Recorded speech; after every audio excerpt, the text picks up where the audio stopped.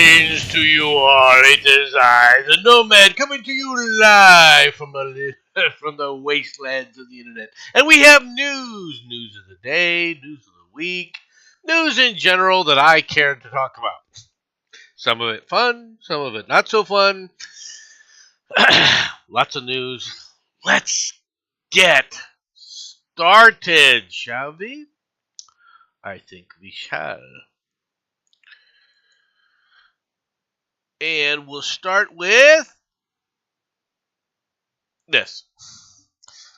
Forced displacement in Gaza, pure brutality, says Erdogan. Turkish President Erdogan strongly condemned the forced displacement in Gaza on Friday, calling it pure brutality and completely unacceptable. Hello, TM. Hello, Matt.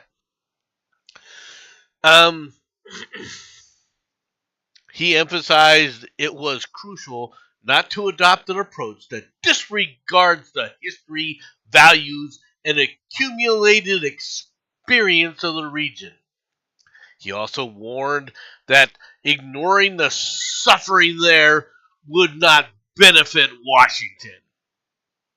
Funny how it's ignored, ignoring it benefited you. You're worried about how it's going to benefit Washington. It doesn't seem like you're all that interested in knowing how it benefited Turkey, however. Erdogan highlighted the humanitarian and legal concerns surrounding the ongoing... What legal concerns? Okay. What legal concerns? What kind of silliness is that? What legal concerns could you possibly be talking about? This is your comment for Trump saying that we should take over Gaza? A small strip of land, 2 miles long and about half a mile wide. We should do something about it.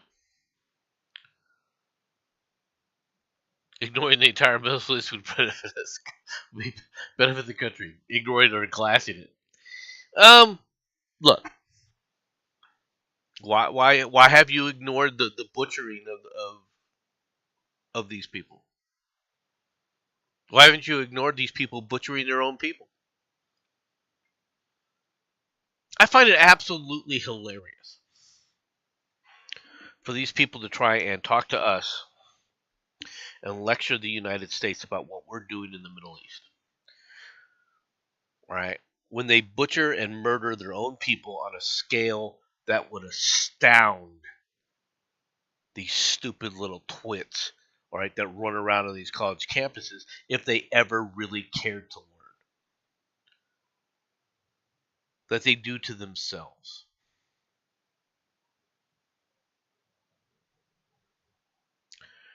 And yet, all that's ever done is kibitz about this group or that group and what they did to me or what they haven't done to me or what we should be doing. And there's going to be legal ramifications. What legal ramifications?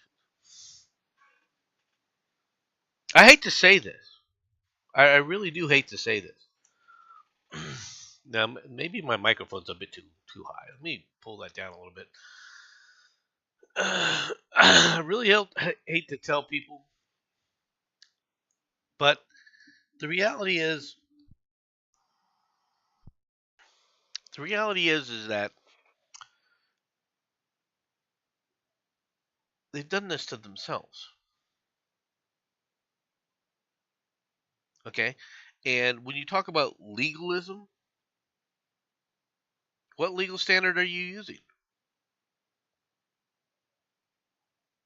Whose legal standard, when you talk about this legalism crap, whose legalism standard are you using? Are you using the Middle East's legalism standard? Are you using Africa's Legalism standard? We're using the UN. We're using the UN's legal standard. Oh, really? The UN's legal standard of putting Syria on the Human Rights Council? That standard? Is that the standard that we're using?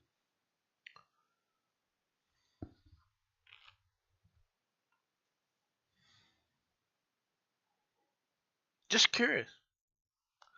Just a bit curious, folks.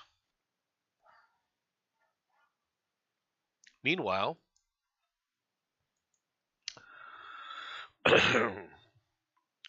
Ukraine probably can't survive without the U.S.'s help, says Zelensky. From Politico. From Seb Starvik. Starvik.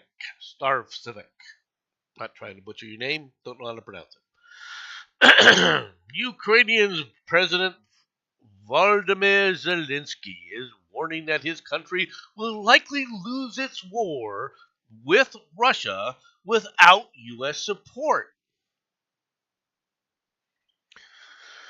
The Ukraine has increased its military defense production since Russia has launched its full-scale invasion, but has a low chance of survival if the United States cuts support under President Donald Trump, Zelensky said Friday in an interview with NBC News' Meet the Press. Excuse me. It will be very difficult, he said in an interview with Kristen Welker, scheduled to air on Sunday. And of course, in all difficult situations, you have a chance. But we will have a low chance to survive without support of the United States. Sucks to be you.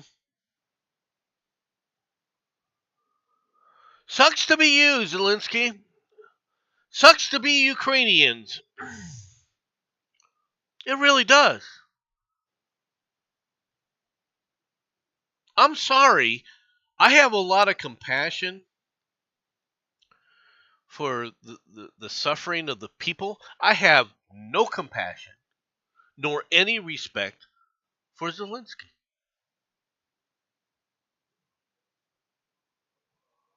I truly don't. Zelensky chose his side. Okay?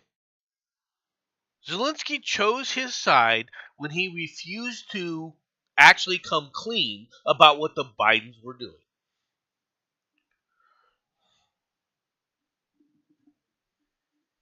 Zelensky had every chance in the world to come clean as to what the Bidens were doing. Long before Biden even declared himself to be, that he was going to run for president again. He chose the Democrats. And it made him extraordinarily wealthy. And he's able to travel around and hobnob with the best of the Europeans. All right. Fully secure that Biden will keep him alive. Well, Biden's no longer there. The Democrats are no longer in charge. And Americans are asking the question that Matt asked: where did all the money go?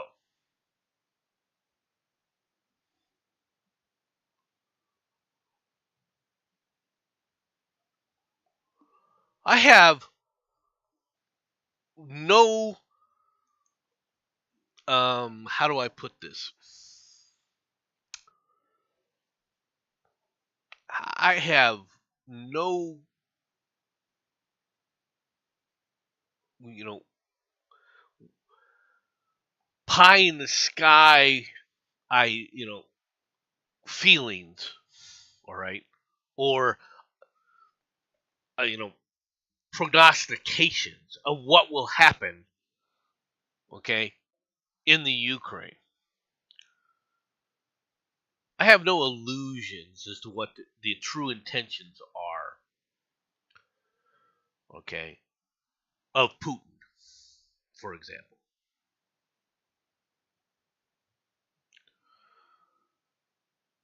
I'm looking at this strictly from an American perspective.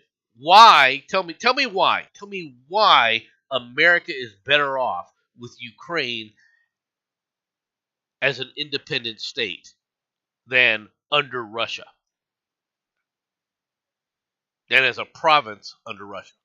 Why is America better off that way? I'm not talking about the Ukrainians. Okay. I'm talking about Americans. I could ask that question though. Seriously. I can ask the same question. Why are the Ukrainians better off under Zelensky than under Putin?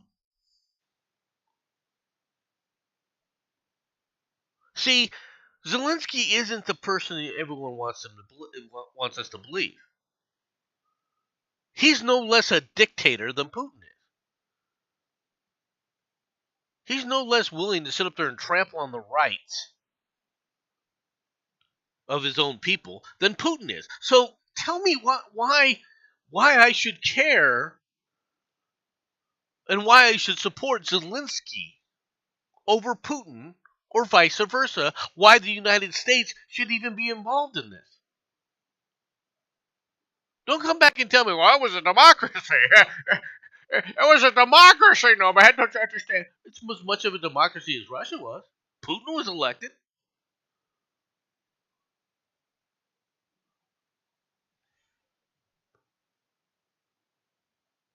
I have no illusions about doing this. I have no problem sticking a finger in the eye of Putin either. Do not misunderstand me. But quite frankly, this shit needs to end. And the only way it's going to end is just that the United States sits up and says, okay, we're going to end our freaking support for you.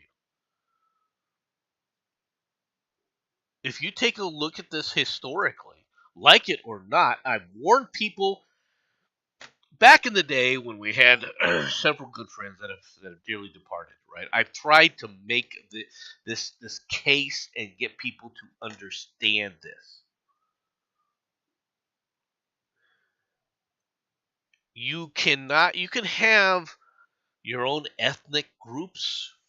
You can have your own cultural identity within an area. But if you cannot secure your own borders, you cannot politically be a nation state. If you do not have defensible borders, you will not be a nation. You can be ethnically diverse from other parts of the nation, all right, and still not be capable of being a nation because the requirements of nationhood are defensible borders.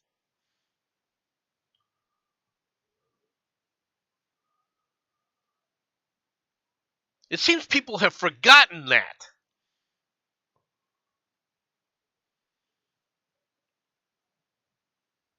This has been the truth throughout history.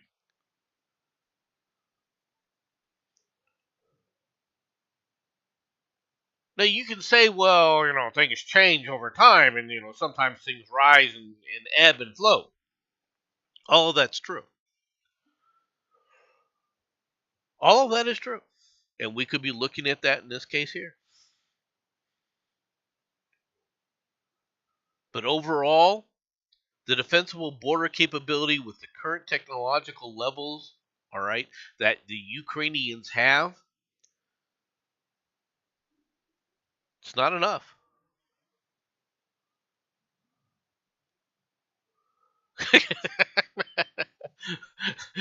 We have a border again. It's nice.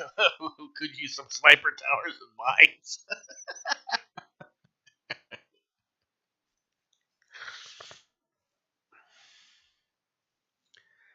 I'm just putting this so that people can understand what I'm trying to say here.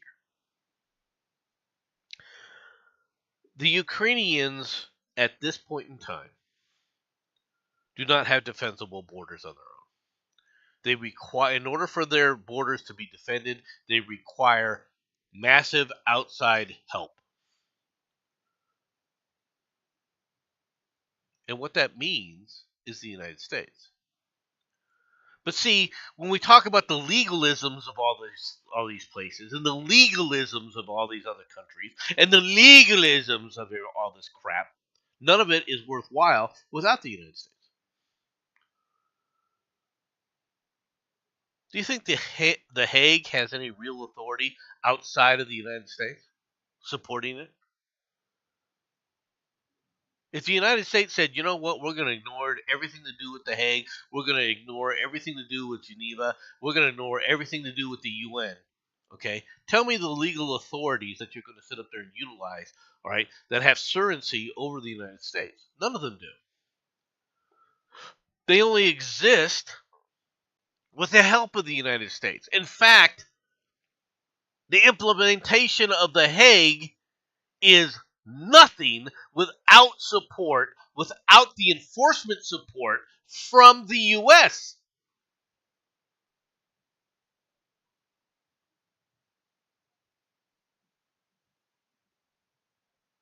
In a certain sense, you can say, well, the United States dominates the world then. No, because these organizations may have had a, a, a, a grand purpose initially, but what they've become are just anti-American places to be utilized against America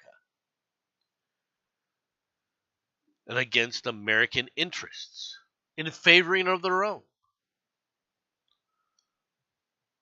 That's what they've done with these places. That's what they've done with the UN. That's what they've done with NATO.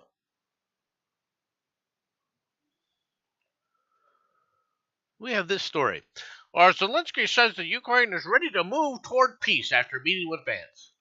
Ukrainian President Vladimir Zelensky said the Ukraine is stands ready to move towards peace following a meeting with U.S. Vice President J.D. Vance in Munich in Munich, Germany, on Friday. We're ready to move as quickly as possible toward a real and guaranteed peace, he said on social media platform X. Zelensky emphasized that Ukraine's appreciation for the United States Donald Trump's determination, which he believes can help end the Russia-Ukraine conflict and secure justice and security guarantees for the Ukraine. Zelensky has also noted that Ukraine looks forward to the visit of Keith Kellogg, the U.S. Special Envoy for Ukraine and Russia, with further meetings and deeper assessment of the situation on the ground. Following the talks with Zelensky, Vance said that the United States aims to achieve durable and lasting peace. Well, that's not going to happen. Okay, I'm just pointing this out because as soon as President Trump or J.D. Vance are no longer in power and you put a Democrat back in power in the presidency, it's all going to go to hell again. Meanwhile, in Korea, they're all worried about this. From Yonhap News, Song Sang-ho. The United States President Donald Trump said Friday he will announce tariffs on imported cars in early April in what could be a direct attack, setback to the South Korean automotive industry. The president announced the plans to unveil auto tariffs on April 2nd, as he has been using tariffs as a key tool to shrink America's trade deficit, boost domestic manufacturing, and achieve other policy goals, including preventing the inflow of unauthorized migrants and drugs. Amid Trump's tariff-based policy push, fears have been swirling that Asia's fourth largest economy might be put into his administrative crosshairs given that South Korea's trade surplus with the United States has reached $55.7 billion last year. We're going to do it on April 2nd, I think. Yeah, is that right? Yes, Aid? That's right. The president said. So your Hyundai might just get a bit more expensive. Your Toyota may get a bit more expensive, except for the fact that the Toyota builds most of their U.S. cars here in the United States. So therefore, the tariffs probably wouldn't apply to them.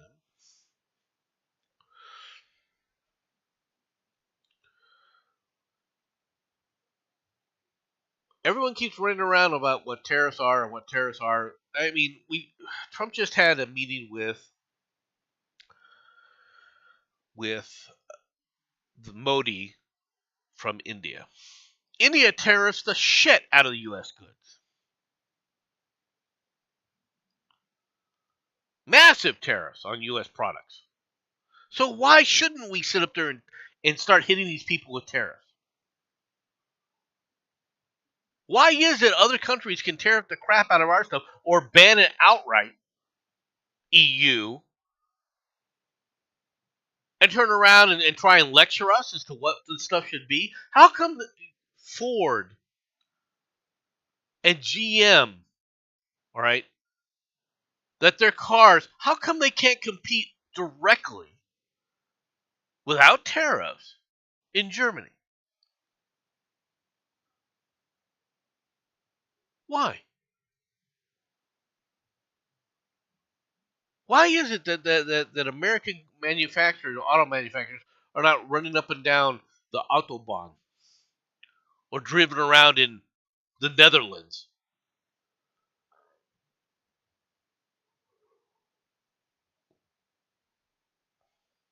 How come?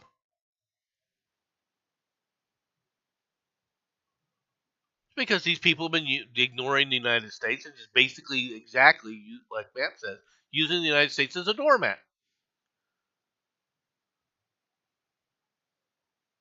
And they've taken for granted the United States security that provides them that security, and they piss us off all the time. They just basically stab us in the back because they're not true allies.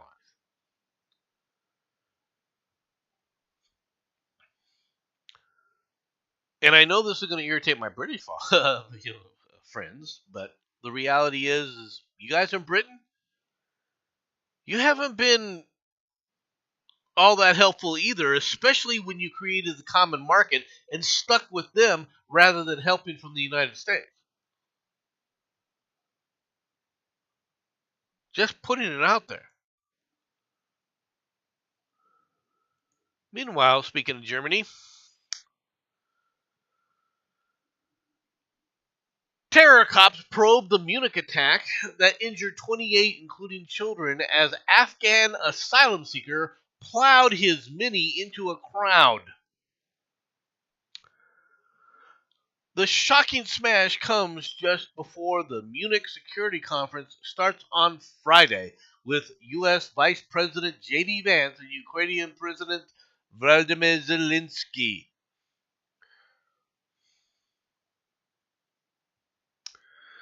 The Mini Cooper is said to have sped up and plowed into the back of around 1,500 Verdi demonstrators, a Berlin-based German trade union, all right, on Siedestrasse in Munich.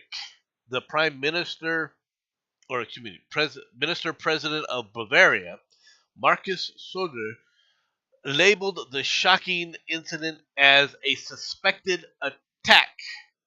The State Justice Minister Georg Eisenreich said a prosecutor's department that investigates extremism and terror was looking into the terrifying case. It's not thought to be connected with the Munich Security Conference that begins this weekend. The 24-year-old Afghan asylum seeker, who the region's interior minister added was known to cops in relations to drugs and theft incidents, all right? Now, he had just been denied his asylum entry, okay? But here's my first question. I'm dead serious. Where did he get the Mini Cooper?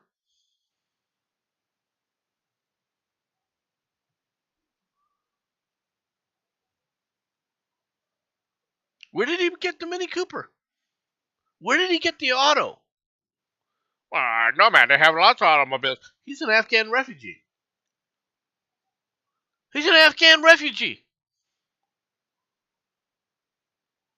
Half of the people in Germany don't have cars because they can't afford them. They have no place to put them. How does an Afghan refugee get one? He borrowed it for bread, clearly.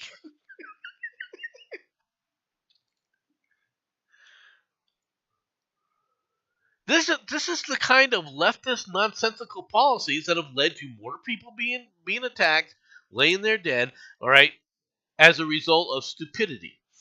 All right? Because no, these are just regular people, they think just like they don't think like we do.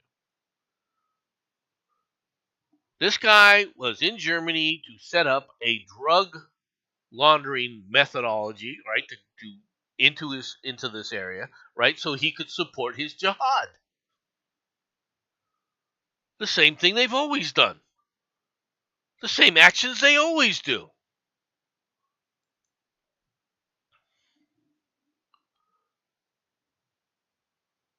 If you don't understand what the left is about, or the Middle East rather is about, take a look at this story. British couple Craig and Lindsay Foreman being held in custody in Iran as they motorbiked across the world are in a distressing situation, desperate family says. Now, what kind of morons decide, you know what? I'll just drive I'm going to drive my motorcycle. I'm going to go across the world. We're going to drive our motorcycle across the world. There won't be any problems. Really? No problems, huh? A British couple is being held in the custody of Iran as they motorbiked across the world and are in a distressing situation, their desperate families have said. Craig and Lindsay Foreman, who are in their early 50s, were arrested in January on unspecified security charges. The news was first released by state-run media, who said that they were being held in custody in Kerman.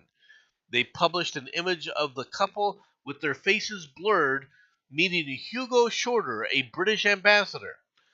Mr. Foreman, a carpenter, and Ms. Foreman, a life coach, crossed into Iran from Armenia on December 30th, and their plan was to leave the country by January 4th on their way to Australia. In a statement issued by the Foreign Office, the family of Craig and Lindsay Foreman said, "We would like to take this opportunity to address the distressing situation concerning Craig and Lindsay Foreman, who are currently being detained in Kerman, Iran. This is an unexpected turn of events that has caused significant concern for our entire family." Unexpected? Unexpected. You are going to try to drive a motorcycle across the world, around the world, and you can't see what's going to happen as you drive into the areas dominated by Islam on your way to Australia. Really.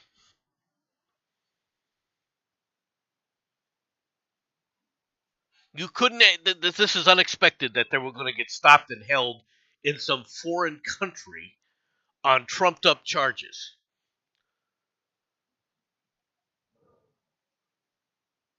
Or even they even might be legitimate charges at these dingleberries, because as you drive through a bunch of other countries, I think that you probably don't know the laws in every single country that you're going to drive in.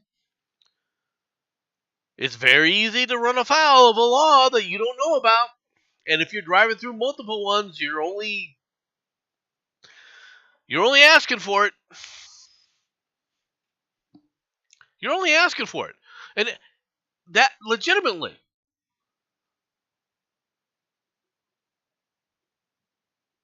This is like the same group of dingleberries that tried to bicycle across, got stopped in Kazakhstan, or the group that got stopped in Burkina Faso, or which was also another bicyclist that were trying to do stupid shit like this.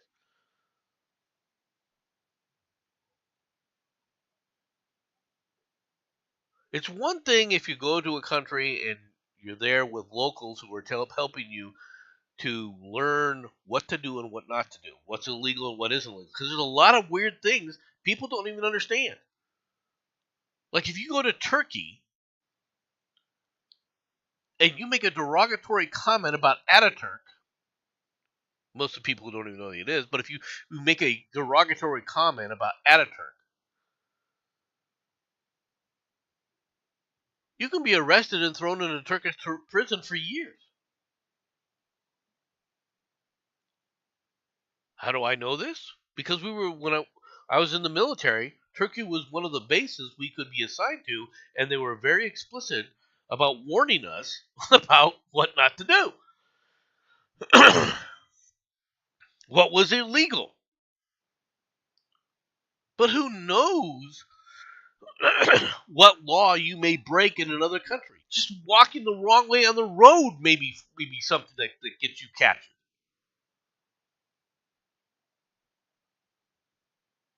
Hell, there's an island off the coast of India, all right, that the world has said, oh, it's going to be it's a world cultural site. We're not going to allow them to have contact with the rest of the world, and we're going to prevent people from going there so that we don't spoil their culture. And their culture is, if you come to the island, we kill you. And several people have attempted to go there and have ended up on the wrong end of the stick.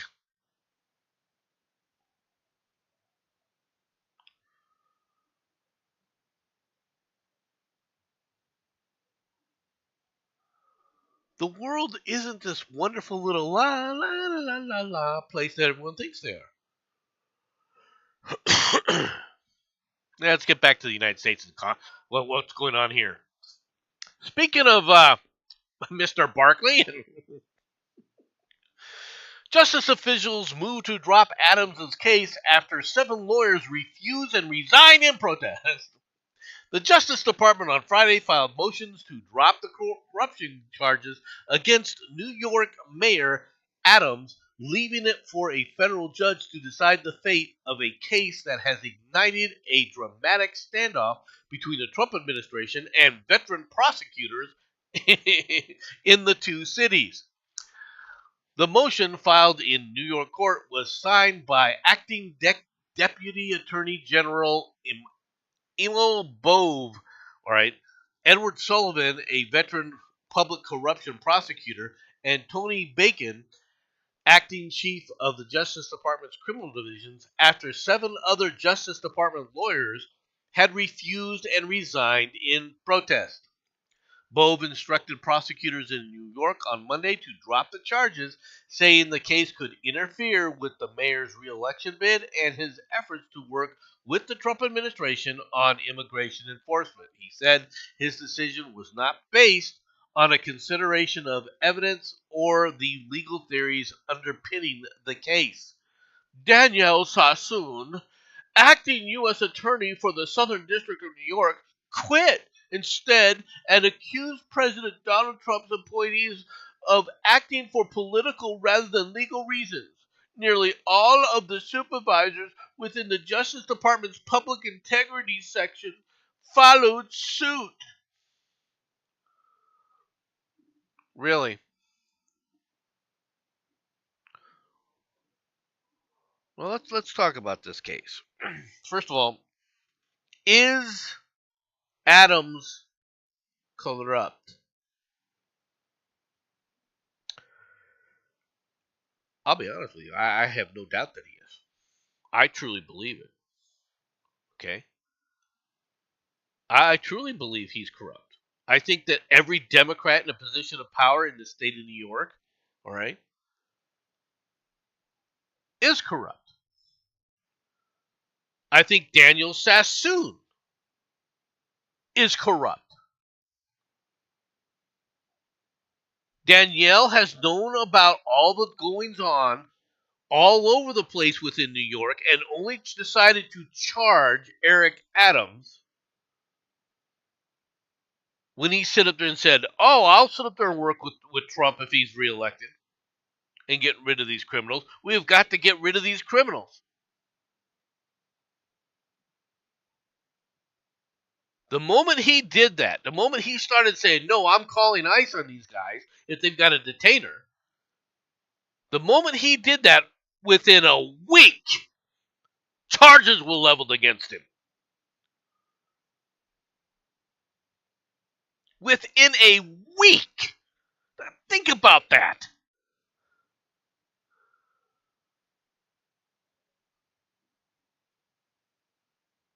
He had gone to good old Biden to say, hey, we need some help taking care of these guys. We need to get rid of this criminal element. We need help. And what did Biden do? Did Biden give him help? Actually, he did. He said, look, we'll help pay for the illegal aliens to stay in your city. We'll help pay the bill. But what he wasn't doing was he wasn't going to get rid of them. He wasn't going to sit up there and stop that. Hey, FB, shalom. If you wish to join, please do. You're more than welcome.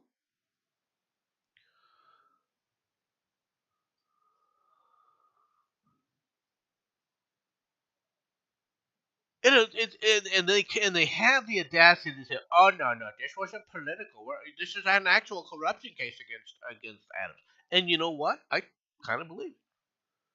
Which leads you to the question: then why didn't the Trump administration? Why isn't the Trump administration, all right, continuing this case if he's corrupt? It's a legitimate question. Here's the answer: Adams flipped. Adams knows where the bodies are buried, and there's a lot more of these criminals. All right. If I was a rich man. Well, welcome, Batman. Welcome. Or excuse me, FB. Oh, I hear you're Jewish. Yes. I have been designated. I have been outed as a Jew. That was years ago. Years and years ago. Dude, do you have a number tattooed on your forearm? Huh? I'm sorry, I couldn't hear you. What'd you say? I said, do you have a number tattooed on your forearm? No, I do not. I kind of escaped that. You're too old. Eventually, the ink fades. I'm joking, folks. It's a joke. All right, I want you to understand it. I am not Jewish as far as I know, in any sense. All right, not that I would care if I was, right? Because I don't care if I'm Jewish or not. Okay, we'll test that. Well, you will. Will you now? Yeah. If you found $5, right, lying in the street, mm-hmm. and you knew that somebody who just walked by accidentally dropped it, would you hand it in, or would you keep it? Or if you handed it in, would you expect a reward? I would not expect a reward if I handed it in. If I saw $5 that was dropped on the street, I would ask people around them, "Does anybody know who this is?" And if everyone said typical no, Jewish lie. And if everyone said no, I would put it in my pocket. If somebody said it's mine, But, I would probably give it to them. Well, would you ask? It is probably give it to them. I would give it to them. Would you ask them in a clear voice, or would you like, is this anybody $5? I would ask them in a clear voice. Okay. Yeah. All right. Yeah, I believe what Matt said. He would. Well, I've done something similar to that in the past as well, but it's. I think that the stereotypes of Jews, of course, is kind of ridiculous as well. It is as all right, like everything else, it has points of truth to it. All right, although within today's society, it's not as widespread or as accurate. I think it's mainly because they were pretty damn good at finances. Well, yeah, I mean, they were the bank. Okay, I've said this before, so this isn't gonna come as a surprise to anyone. But during the Middle Ages, all right, I believe they bankroled. Well, in order to survive, Okay, what would happen is if you weren't a lord, meaning if you were not part of the aristocracy, right, and that's all Yeah. bloodline, all right, then Gesundheit. any land that you have, whether it's a tailor shop, okay, whether it's a shoemaker shop, right, your house in the shoemaker shop, whatever it was subject to being seized. All right. So the result was is in order to survive, they came up with methodologies. There's a feedback from your Is it? yeah, from your what do you call it? Your computer. Hold on. What's that like? This much better, much better. Um, Right, off echo cancellation. okay. The They had to establish methods of retaining wealth in a mobile setting. Yeah. And so banking became their forte.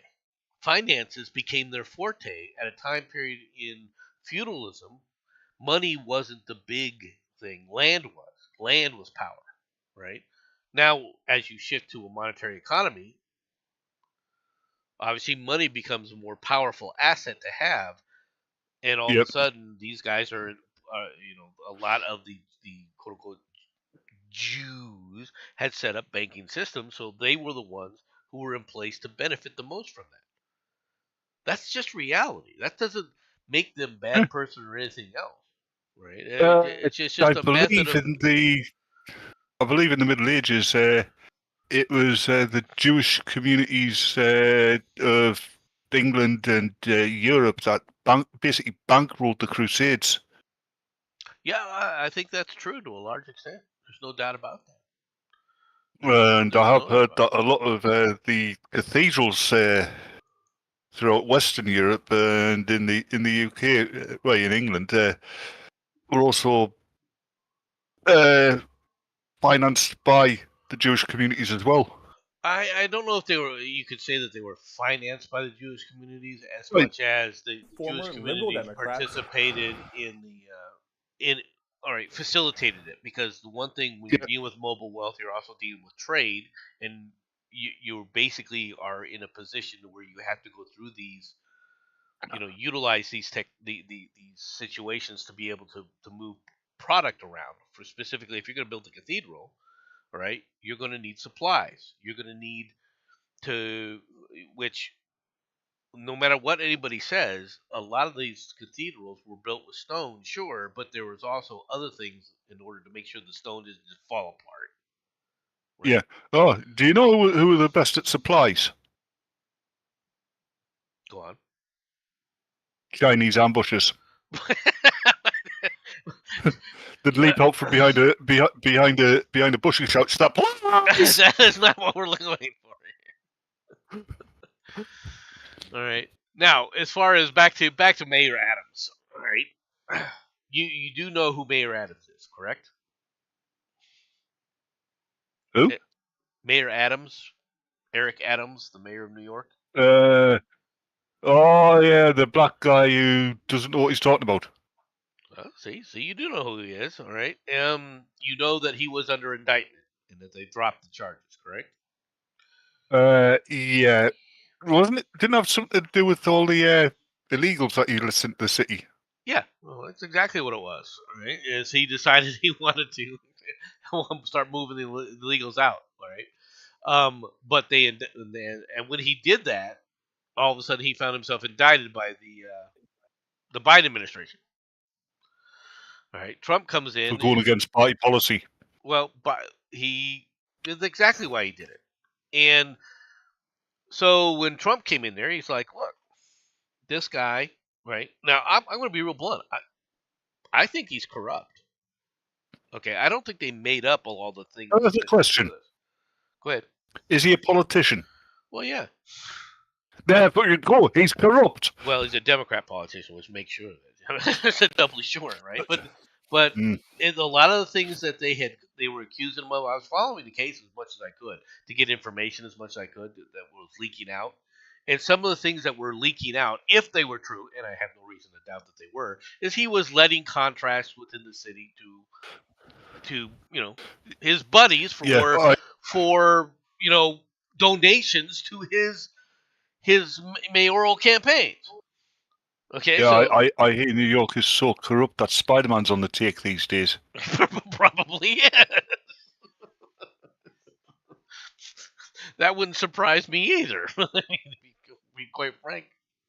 So, but the thing is then why did Trump's people drop the case? Well, the reason Trump people dropped the case is because now they can use him.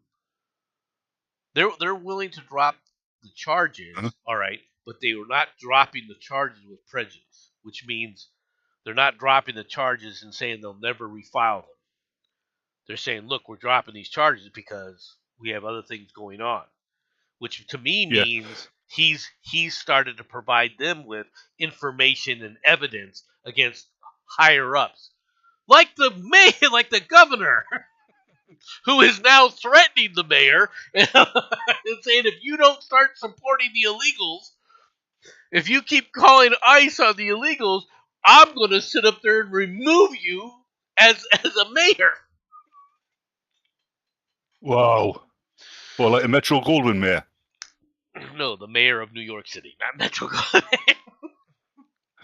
this is what the Europeans and all the foreigners think of America. America is Hollywood. That's all. Well, We that's what only- Hollywood thinks of America as well. Okay, I can't deny that. And let's face it, I think the majority of your population learn their history from Hollywood. Some do. Some do. I mean, the amount of people that think that Mel Gibson film, The Patriot, is actually historically accurate. Yeah, there are people that do. They also believe that his depiction of William Wallace is accurate as well. Yep. Right? Yeah, which if it was, would actually have made him a paedophile because the queen at the time, she wasn't a queen yet, and she was still in single figures age-wise.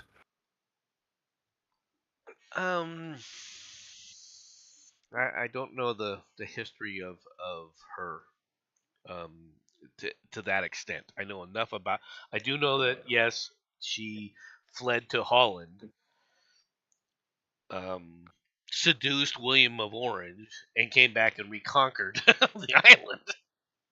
William, I don't think that was William. William Wallace got hung, drawn, and quartered. No. I'm talking about the Queen. I don't know that bit. But they also conquered a good bit of Scotland as well. Yeah, they did until Robert the Bruce overturned it all. But I mean, Robert the Bruce. Robert the Bruce was not the good guy that they tried to show in the movie. William of Orange. Yeah. I want about. Right. William of Orange. Robert the Bruce was a Norman. I mean, they Scotified his name. His actual name was Robert de Bruce.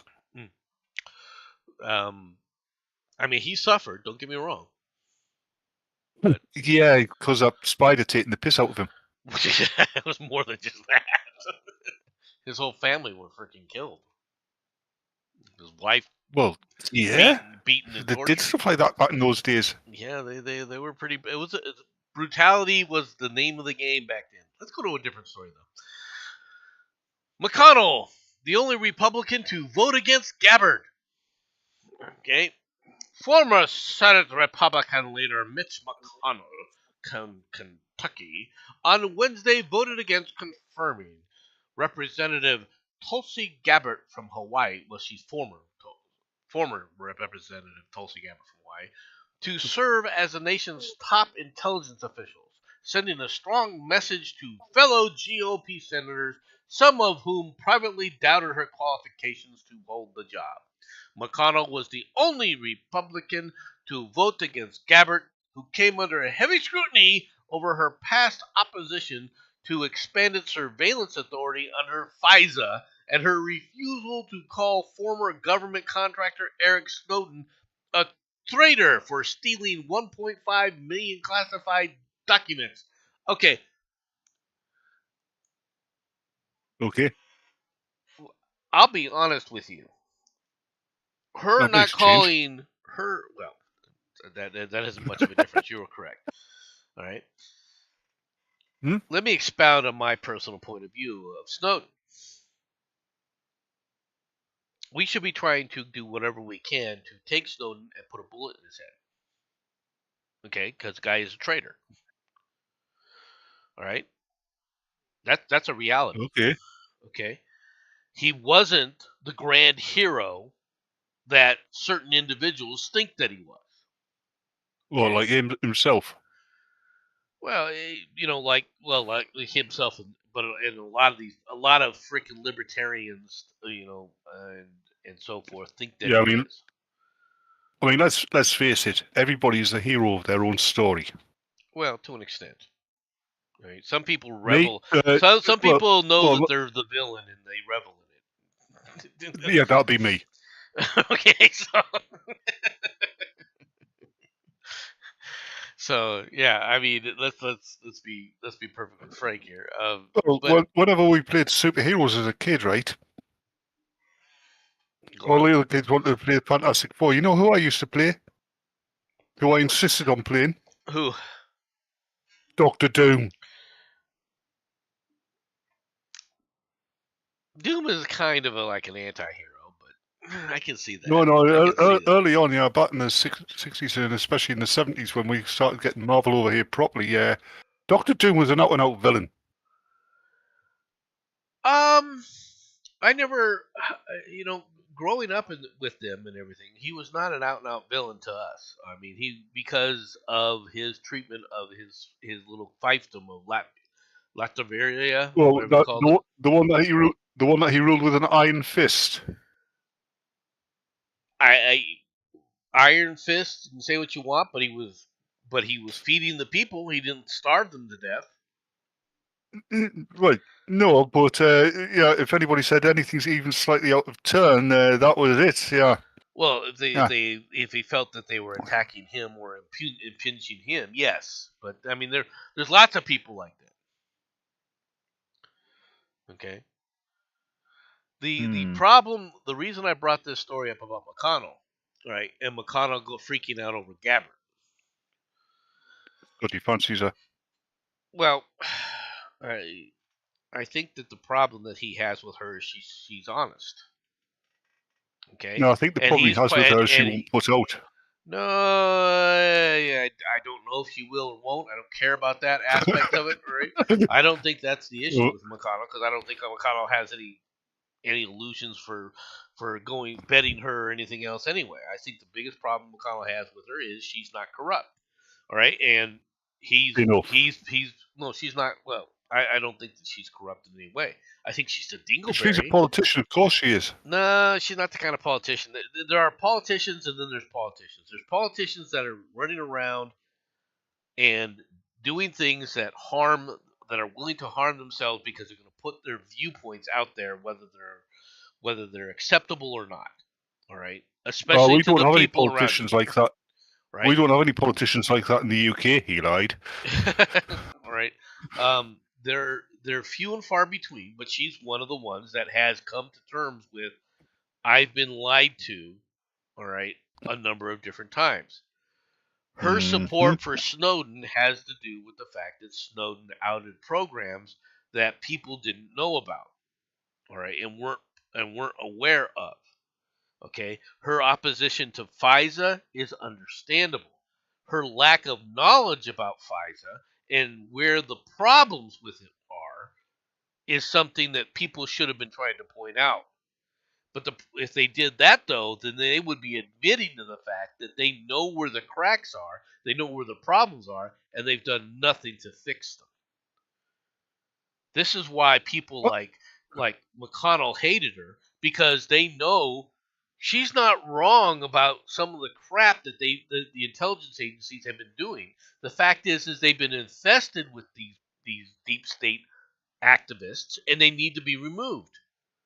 So Yep. her being put in place put somebody in there who's an outsider, which you need to go in there and get rid and clean these departments out. Now, she has a tough row to hoe. Okay?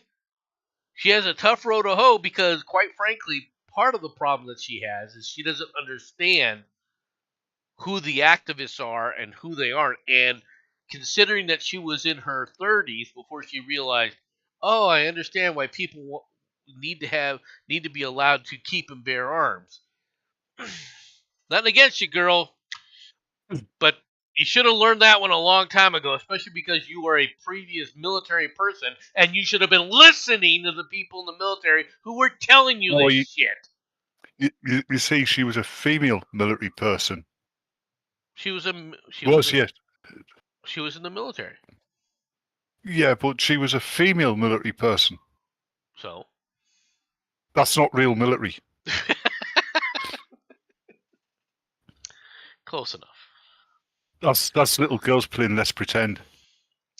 Considering Let's Pretend. AP reporter, right? And question before you start this story. Okay, sure. What do you think that Marine has said to get Trump so angry? What did who say? What? Look at the picture. Yeah. That Marine has obviously said something to piss Trump off. Oh, no. I don't think so at all. I think he's referring to somebody. He's looking off camera to somebody that's outside the picture. I don't think he's looking at the Marine that's standing there. No, I think he's staring at that. He's staring that Marine down. No, he's not. He's looking outside. He's looking off his elbow, dude. If this was Tombstone, he'd be shooting that guy. He's not shooting that guy. Anyway, AP reporter and photographer barred from Air Force One over Gulf of Mexico terminology dispute. The White House barred a credentialed AP reporter and photographer from boarding the presidential plane on Friday for a weekend trip with Donald Trump, saying that the news agency's stance on how to refer to the Gulf of Mexico was to blame for the exclusion. It represented a significant escalation by the White House in a 4-day dispute with the AP over access to the presidency. The administration has blocked the AP from covering a handful of events at the White House this week, including the news conference with India's leader, Modi, which I talked about before, and several times in the Oval Office. It's all because the news outlet has not followed Trump's lead in renaming the body of water, which partially lies outside of U.S. territory, to the Gulf of America. The AP reporters and photographers traveled with the president virtually everywhere as part of the press pool for decades. AP journalism serves millions of readers. All right, now, first of all, I've had a silly thought. Mm-hmm. Imagine if Trump had been horrifically injured during the assassination attempt, but had survived, right? And most of his body had been replaced by cybernetics. Yeah, I mean, there could be a film about it. Robo-Prez. Okay. Dead or alive, you're voting for me. Well, okay, that's probably true. All right, but let's get to this story here. First of all, they lie. It's another lie. It's not just that. Okay. It's also the fact that it's that specific reporter that tried to play silly buggers with the people and wanted to blow it out of proportion. There's no one saying they're kicking him off because he's reporting it. No, he tried to make a case and threw it in freaking Trump's face and in the administration's face about how he wasn't going to listen to anything they're going to say to him. Okay, well then go away. I ain't going to listen to you, man. All right, and that's problem number one. Problem number two with the story that they're failing to talk about is what was just recently outed. How much money the AP has been getting, all right, from USAID. Ah, right. So another bunch of people have been paying the BBC license. Yeah, yes, indeed. Yes, your entire country's been paying a fucking the BBC TV license. All right. The $1 billion Trump. That's pretty good, actually. No, Thank you. the thing is it's I mean it's pretty obvious at this point.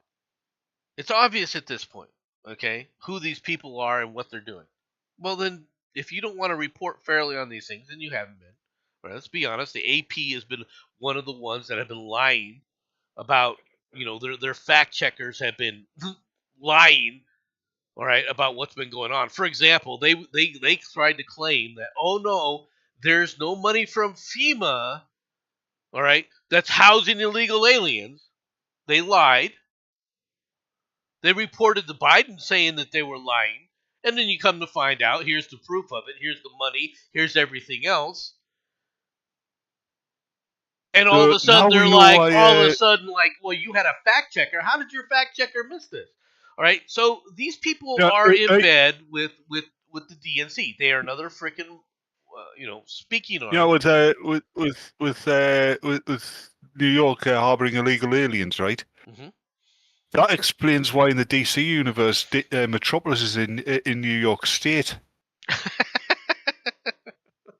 Yeah, fucking Superman, the bastard. The illegal alien that came from another planet. Yeah, I mean he's still a wetback, isn't he? No, well, I mean he didn't swim the river, so no. No, he flew over it. But he flew over the North Pole. That too. He's a snow Mexican. No, and to say that he's illegal, well, I mean, to be honest, when it comes to an asylum case, he actually fits the bill. Actually, yeah, because he was adopted. Although that adoption was illegal. Because it was done under falsified means. Yeah, no, not falsified.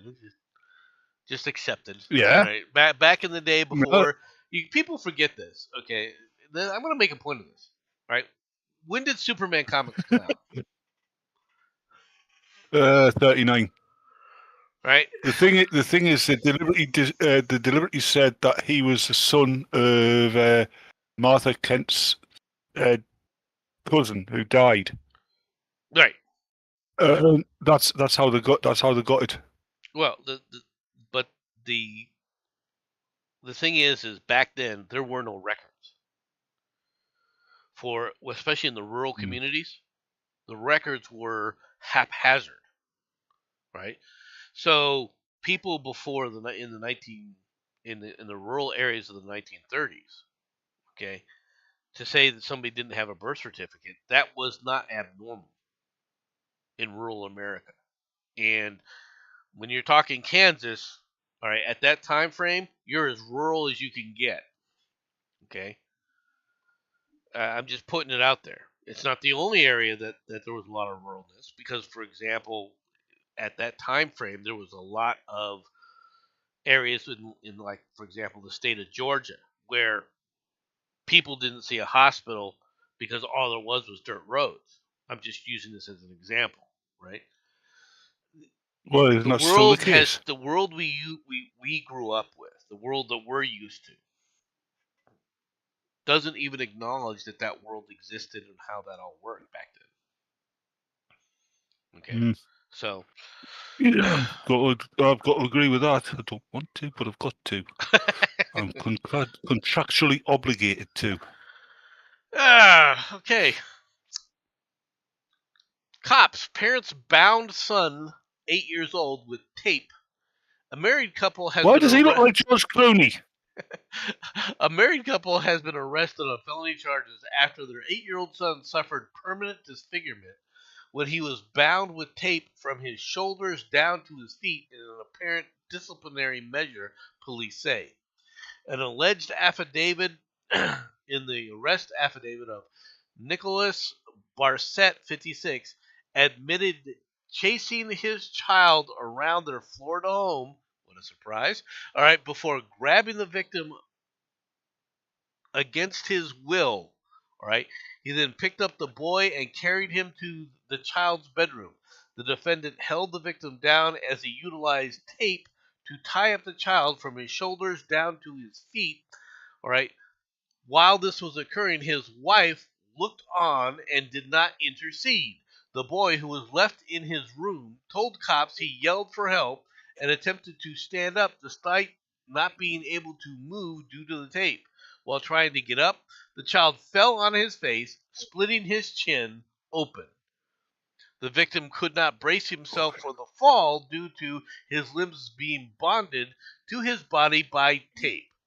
When the boy's parents later found him bleeding on the floor, all right, they performed first aid to get the bleeding to stop. The couple did not call emergency services or bring their son to the medical facility to have the laceration properly checked and closed. All right. Yeah, they deserve jail time, both of them. Yeah. Possibly. Okay. It depends. You know, we should set up special communities where people who cause child endangerment, right? Yeah, not Okay. just child rapists. But hold on, let's finish. Go ahead. Special communities, right? That can, if they serve jail time, go and live there, right? If they haven't actually done anything, but yeah, are known to be likely to go and live there. And these communities are just like any other town, right? Apart from one thing: no children. Okay, let me talk about this for a moment. Do I believe that taping a child up like this, okay, is abuse? The answer is not necessarily. Okay. Yeah, you would use chains, wouldn't you? Might use rope. might use leather dipped in water. But anyway. Yeah. No, you on a tree. All right. No, but let's talk about this for a moment, right? Just because they taped up their kid doesn't bother me. All right. Now, the question is you taped him up. How long did you leave him taped up? Were you listening to what was going on? Did you hear him fall and scrape his chin? The fact that he split his chin open, all right, dude, you know as well as I do, kids that are 8 years old will get wounds on their bodies from things like chins being split open just from running around, we grab assing with their friends. Okay, so that is not a serious indictment here. The question, from the way that they made this sound, however, was that they left him there in that state for hours, for hours at a time, for hours, right? And we're nowhere around. Yep. That's the way that this story reads. If that's the case, then I think you have a case of neglect. Let's be honest. And it also depends on, quite frankly, right? Why did they do it? I hate to say this, but this almost sounds like the reason he did it wasn't to punish the lad for doing some obnoxious thing, right? Which, let's be frank, you know as well as I do, right? Growing up, what you were like, what I was like, we deserve to be, punished from time to time. You still deserve to be punished. Well, okay, yeah, I don't disagree with that, right? I don't disagree with that assessment. But at the same time, if this was for something minor and you left him there for a long time, but it's just that, to me, this sounds like what they did is they did this and then walked out the door, okay, because they were going to go somewhere, right? And that they were gone for a significant period of time and just left their child taped up in the room. That's what it sounds like to me. Go ahead. Maybe they did. Maybe that's exactly what they did. Well, right. And so charging them at this point, yeah, I'm a little iffy on this one. I really am. On this one? Well, because I don't know the situation. I'm iffy because depends upon the situation.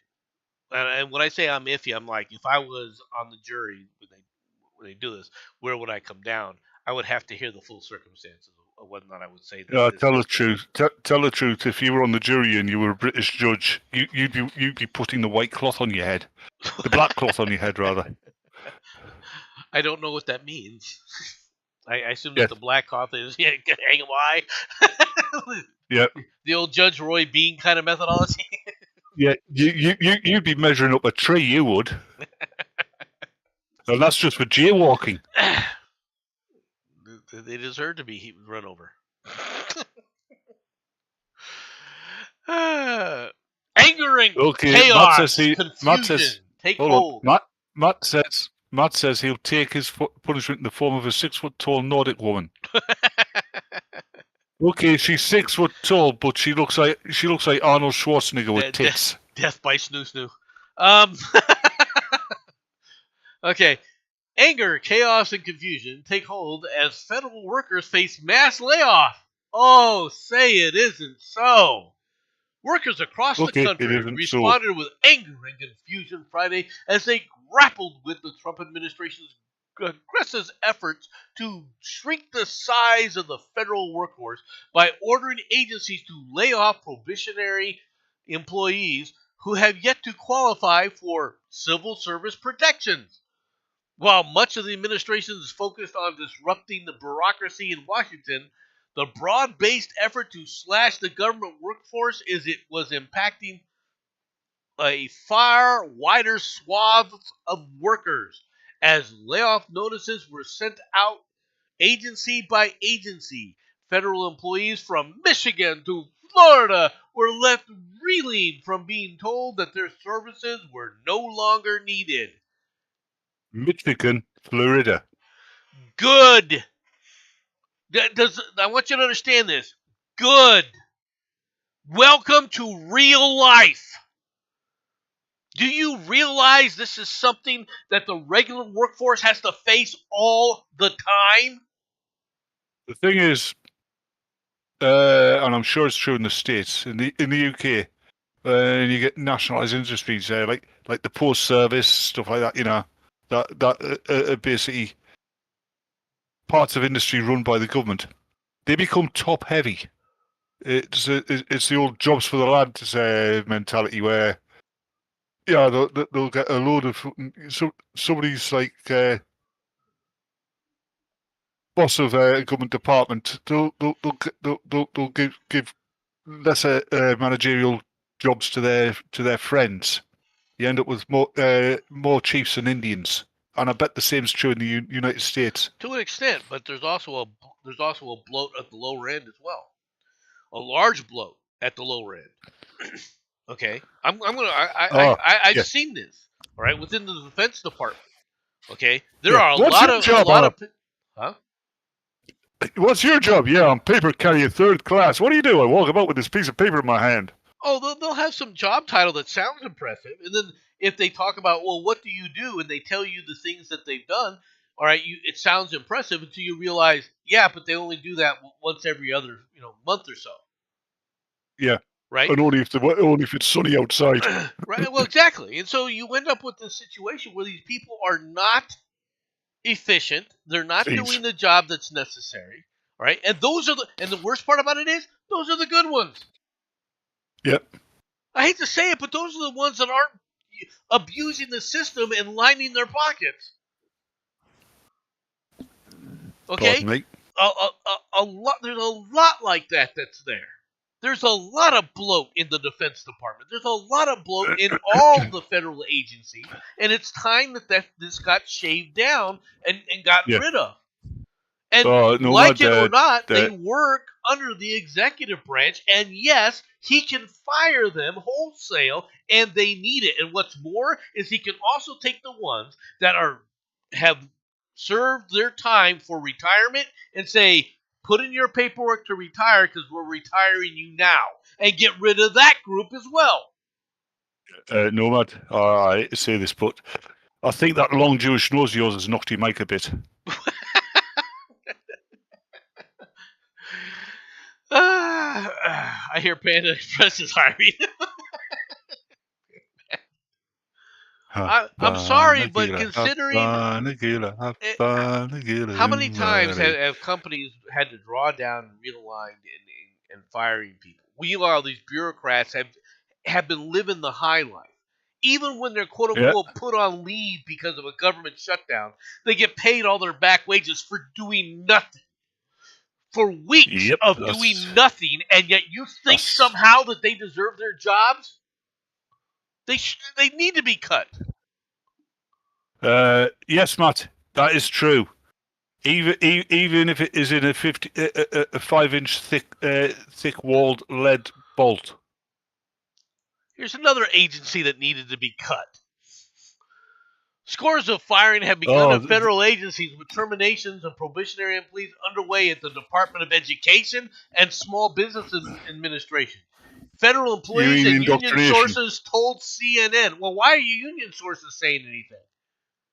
Why are there any unions involved in this to begin with? The probationary employee firings marked the first from the Trump administration, as President Donald Trump and Elon Musk's Department of Government Efficiency aimed to dramatically shrink the federal workforce. Until now, federal employees across the government agencies had only been placed on paid administrative leave. Yay! Firings have begun, and they do need to shrink the size of the workforce just so that they can get a handle on the debt the country has. You've got to get rid of these people permanently. And this is why one of the things Musk has said, which is we need to get rid of entire departments, okay? We need to get rid of entire departments here, all right? And the reason was because if you don't, they just grow back again. They're like a weed that just keeps coming back, and he's 100% right. If you don't go down and get rid of the roots, they just reinfest things. And what's worse is these people are not working for you. They're not working for the country. They're working for themselves. And I want people to understand that. They are not in it to do what's best for the country. They're doing it for themselves. They're in it only and strictly for themselves and what they can get out of this come hell or high water, and they don't care about you. They don't care about the country. They don't care about the waste, the fraud that they commit. There's far too many of these people infested. And whether it's President Trump, whether it's President Bush, whether it's President Obama, whether it's President Clinton, whether it's President Biden, they're still there. Yep. You know that choir? Yes. You're preaching to it. Yes, I understand. All right, let me get off my podium. I'm gonna get rid of that. It's when you go on this rant, I think you lose a few inches in height. Yeah, get a bit thinner and grow a little black mustache. Not quite.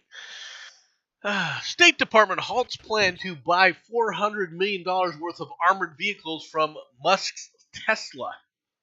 Oh, God. All right. The State Department had been in talks with Elon Musk's Tesla company. I'm sorry. I'm just thinking about a Tesla tank. Don't laugh. Don't laugh. All right. Musk's Tesla company to buy armored... The batteries are so inefficient it needs a cord back to the base. The State Department has been in talks with Elon Musk's Tesla company to buy armored electric vehicles, but plans have been put on hold by the Trump administration after reports emerged about the potential $400 million purchase. The State Department spokesman said that the electric car company owned by Musk, who has become President Trump's billionaire advisor aiming to dismantle agencies and downsize the federal workforce, was the only one that expressed interest back in May of 2024 when Joe Biden was president. I've got answer a question from Matt. Mm-hmm. Matt doesn't know why they made armored vehicles. Well, you see, it's a very good idea for the military, Matt. Oh, okay. Because you see, electric cars are prone to explode, and if they're armored, that means shrapnel. Okay. First of all, it's the State Department. Okay, not the Defense Department. Okay, and these were supposed to be basically, the diplomatic up armored vehicles to protect people from getting shot, like the Beast that the president rides around in, the limousine that the president rides around in. But the thing is Biden, due to his "let's save the planet, green the planet," wanted it to be an electric vehicle. It had to be completely electric. So they put out a bid. Who wants to bid on this? The only they put the bid out there. The only company that bid on it was Tesla. And the reason for that, okay, has to do with power to weight ratio. Okay?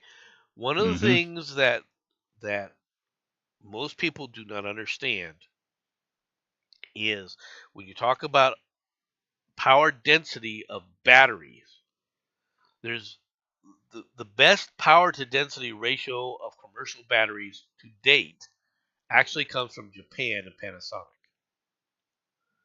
Okay? The Tesla batteries are close, but even they are still falling short, okay, of what they've done with Panasonic. However, in this specific issue, they wanted it had to be a company, a U.S. manufacturer that was doing this. Number one, and the batteries had to be produced in the United States. Right now, the primary person who is pursuing new battery technology within the United States is Tesla, to try and come out with the newer versions of their power cells.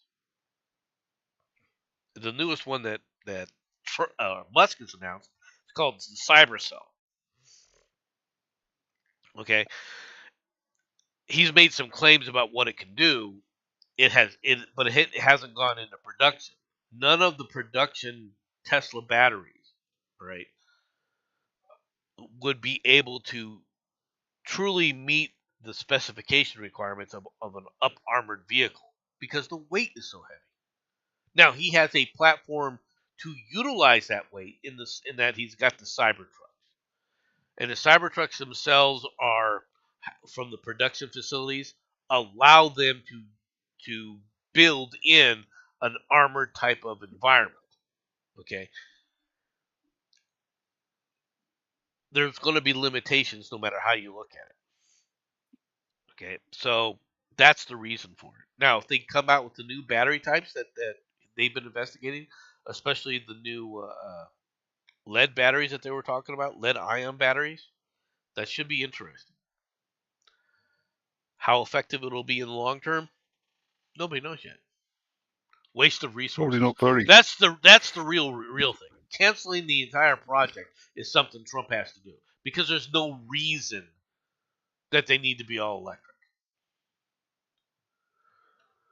In fact, it would be disadvantageous for military vehicles to be all electric.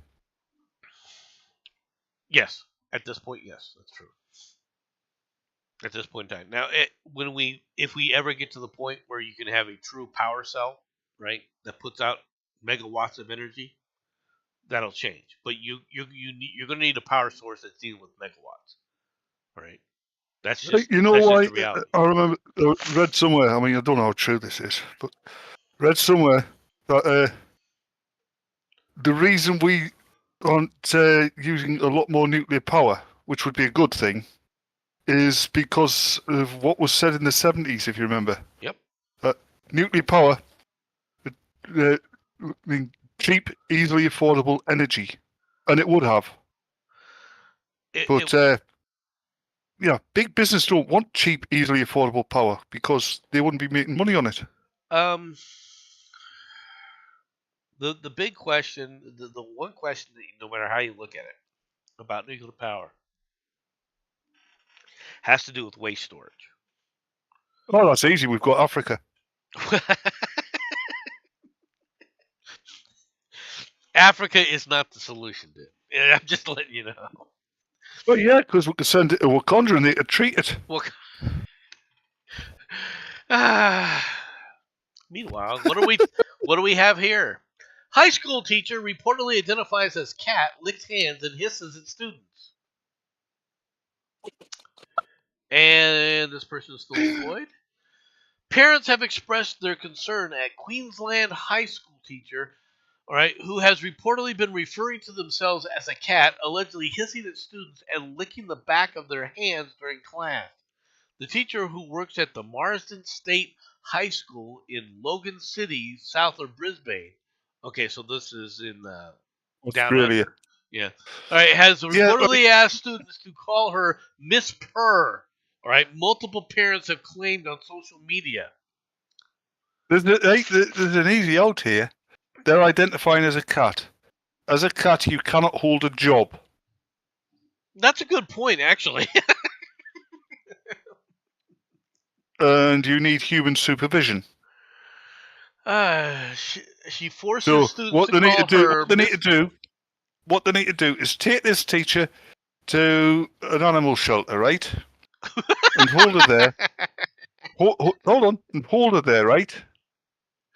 And if within the allotted time frame, if nobody comes to claim her, put her down. Oh, well, first of all, you got to make sure that they're spaded and neutered. Oh yeah, of course. She forces the children to call her Miss Purr, screeches and growls when they don't listen, said one relative, right, of this. She sits in class, That's when licks she her goes hand. crazy. It's absolutely disgusting. Something needs to be done about this. It's when she goes crazy and tries to scratch a kid. And that's a matter of time. Let's be honest. I mean, what happens if she decides that the room doesn't smell like right and starts spraying? Well, hopefully that's what the neutering and spading will do. Meanwhile, back to the United States, banks closed more than 100 branches in 3 weeks as a closure bloodbath continues in 2025. Now you have 100 branches closing, right? How many thousands of people were laid off in this? Do you hear them complaining about that? Do you hear anybody in the mainstream media crying about the poor bank workers who are now out of a job in the thousands, like they were with these freaking federal workers? Okay? Major U.S. banks shut more than 100 locations in just 3 weeks as the local branch bloodbath continues.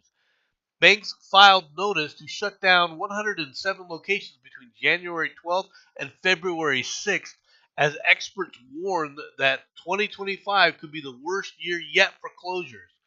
U.S. Bank, Wells Fargo, and PNC were among the financial institutions notifying the Office of Comptroller of the Currency of their planned closure. Didn't put Butch Cassidy and the Sundance Kid cause a lot of trouble for Wells Fargo? Back in the day, yes, that was way back in the day. The OCC publishes these filings in weekly reports. While the listings indicate intent to close, they are not final confirmations. U.S. Bank led the closures with 31 locations, while Wells Fargo followed with 26. Okay, the reality is, whether we like it or not, and I don't, is too many people, more and more people are not going to the bank. They're doing everything electronically. Okay? Even me. Especially the younger generation. They're doing everything electronically. Now, there's advantages to doing electronic banking, but there's serious disadvantages too. Yeah, it means that your local branch gets closed down. Yeah, that's only part of it. To be honest, did we ever really need, I'm going to be real blunt, did we ever really need this many branches? If you go to a major city, for example, you will see branches everywhere.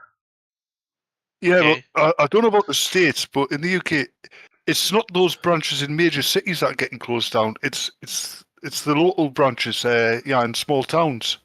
Not most. Where in some cases, it's actually hard to get to a major city. Yeah, Now, one of the things that was interesting is a little bit different. It has to do with the fact that the small town banks in rural areas are independent. All right, um, and as a result, most of them are still open. Okay, now when they try to put in certain, like for example, Chase uh, tried to open a branch in a small town, that may get Mm-hmm. closed. I will agree with that. But there's plenty. There's at least two other banks probably in that town of 2,000, right, sitting there on Main Street. So it you weren't seeing it as it wasn't as devastating. All right, it's really doing more in these populated areas here where they're closing these branches. And does it make for an uncomfortable situation? Yeah, it does because people have got to literally travel further to get to the bank. But at the same time, like here in Tucson where I live, I'm within 2 blocks of one, two, three, at least 5 different banks. All right, Mm-hmm. things. They're all over the place. So if they close a few out here, it's not going to have as much of an effect as people think it is. Okay, it's just not. They all these banks put their own little banks next to where the previous banks were, just because they want to compete against them. But the reality is, you get you got clusters of these things, so many of these things all over the place. They don't need the amount of services that they're actually doing is a waste. It really is. All right. The advantages that they had was, okay, is your ATM. Most people that used ATM cards, if they were doing it with their bank, they could easily get to their bank's ATM to draw money out. It's Right? convenience, isn't it? It is a convenience. All right. So Yeah, and that's actually what's destroying our fucking civilization. too The much pursuit of convenience. to an extent, I would agree with you. Meanwhile, this is also destroying us. Worcester.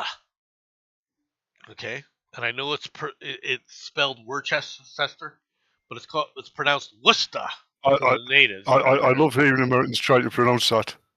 No, it's called Worcester. That's what they call it there Yeah. in Massachusetts with all the mass holes. All right, becomes transgender sanctuary city after public compares Trump administration to the Nazis. The Worcester City Council has approved a petition declaring Massachusetts' second largest municipality as a sanctuary for transgender and gender diverse people after hearing residents compare the Trump administration to Nazis. Footage of the public comment session on Tuesday's fiery meeting has gone viral across social media, with clips showing individuals speaking passionately about the need for Worcester to become a sanctuary city for transgender people.